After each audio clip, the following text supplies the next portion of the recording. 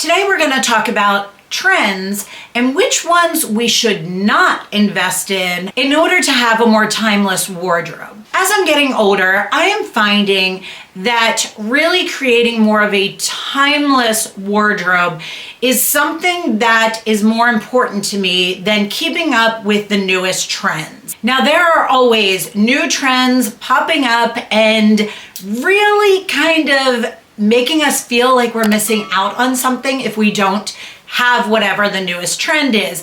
And I am finding, as I cleaned out my closet and really took a look at what I owned, that I really do better and constantly revert back to or grab for the items that are more timeless pieces. So I thought I would sit down with you guys today and really talk through what items I have personally kind of made the decision to not invest in anymore. And I have invested in a lot of these in the past, and how that is going to then grow my wardrobe so that in the future, it is way easier for me not to feel like I have to buy something new, and so that I can feel like the best version of myself when I grab any item from my wardrobe. The last thing any of us want as we are getting a little bit older is to feel like we are trying to look like we are way younger than we are, or trying to keep up with those 20-year-olds that are wearing whatever the newest trend is. So for me, the first thing I'm going to talk to you about, and this one was a tough one for me, guys, and you're still probably going to see it here bits and pieces because I can't fully get it out of my wardrobe, but I'm not investing in this any longer, is distressed denim. And I love distressed denim. I love the look of it.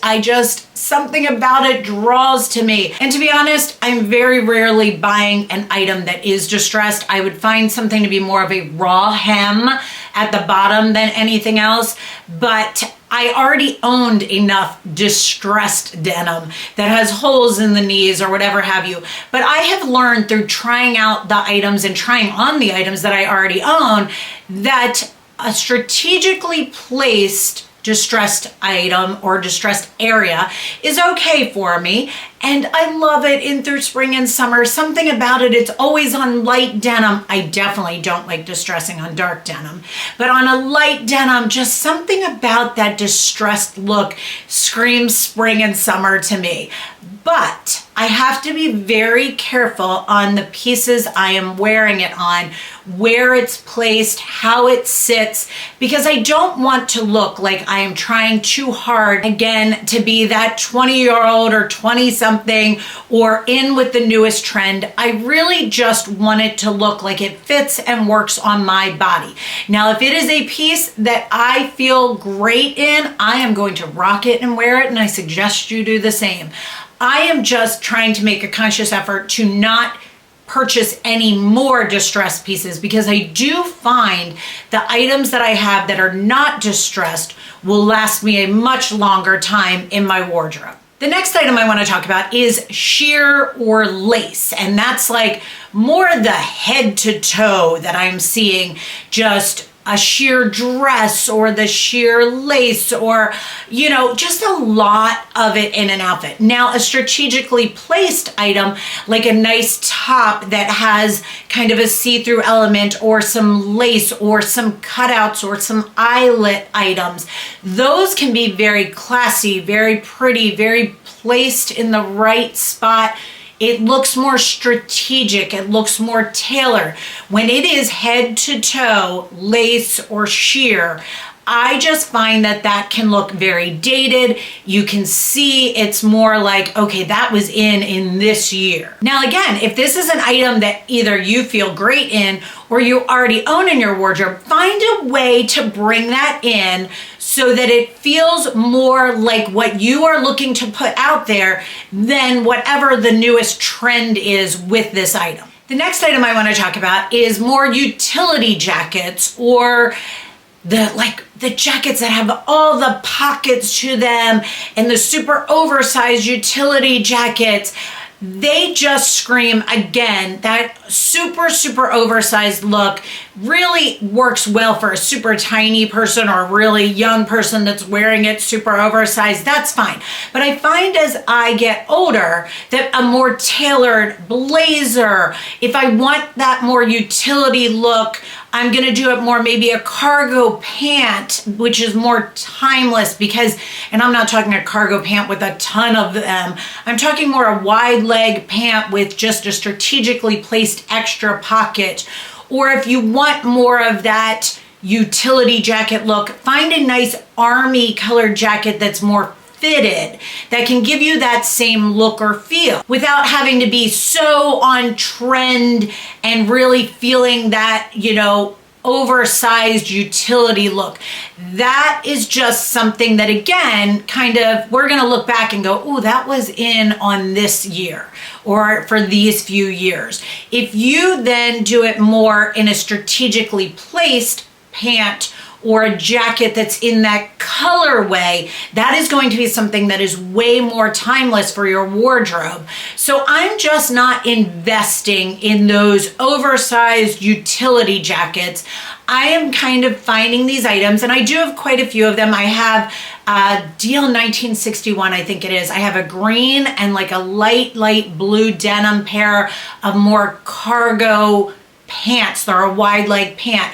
I have a great army green jacket that gives me that utility feel. The next item is puffy skirts. I am seeing those puffy skirts, balloon skirts, midi balloon puffy skirts. That is not doing me and my body type any favors. It also, to me, screams way too young for me. It just really does. I'm 51 years old. It just screams like I am trying to keep up. I am not investing in this. I am not investing in the trend of it. I will, if I want something to give myself more texture to an outfit, maybe a nice kind of like textured skirt that's more of a midi length or knee length, adding in more of a structured puff sleeve, something like that is definitely a way. And these are items that I already own that I can kind of give myself a feel of being kind of more towards a trend, but making it work for me, not investing in this trend of something that really doesn't work for my body type, doesn't work for my age, and again, is gonna pretty much only last for a period of time. The next item that I am definitely not investing in, I don't think I ever really have, and if I have, it was a quick blip in my radar, is fringe. Fringe, to me, I get it. The Western trends are in. Find a way to incorporate it in that works for you. Maybe a great little like Western throw to a booty or something like that. But find, again, a denim jacket that maybe has a twist to it, but not necessarily is all fringe. You're seeing that suede fringe that now, I guess, as we're getting into spring, not as much so, but fringed skirts. Just find something within that, maybe in the color palette of what we're seeing the fringe on. But I am not investing in fringe because it is very much something that does not call to me, does not speak to me. To me, fringe is not something that screams elevated or elegant or classic or put together. It definitely screams more Western to me, which doesn't speak to my style. But if Western and fringe is for you, you go for it. The next one I'm going to talk about is neon. Now, I somewhat struggle with neon because I love a pop of color.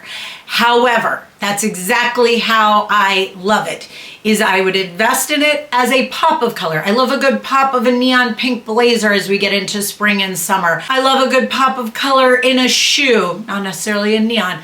I take that back. I have a neon yellow pair of shoes that I keep for summertime that I love, and I wear them every year. But do it in a way that works for you. I am not investing in the whole, I am seeing neon head to toe. Again, I am 51 years old. It screams 80s to me.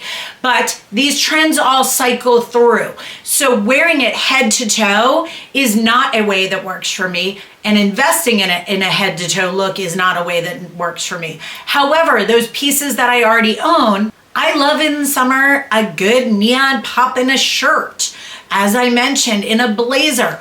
You find a way to incorporate that in items that you already own. I am not going to invest in additional pieces unless there's a piece that I just absolutely fall in love with.